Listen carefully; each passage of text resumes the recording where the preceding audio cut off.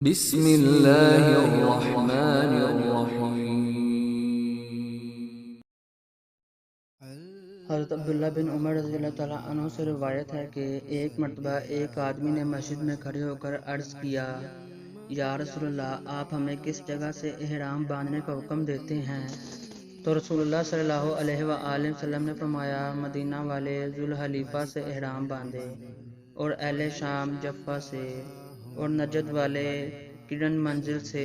ابن عمر رضی اللہ تعالیٰ عنہما نے فرمایا کہ لوگوں کا خیال ہے کہ رسول اللہ صلی اللہ علیہ وآلہ وسلم نے فرمایا کہ یمن والے یلملم سے احرام باندھے، اور ابن عمر رضی اللہ تعالیٰ عنہما کہا کرتے تھے کہ مجھے یہ آخری جملہ رسول اللہ صلی اللہ علیہ وآلہ وسلم سے یاد نہیں۔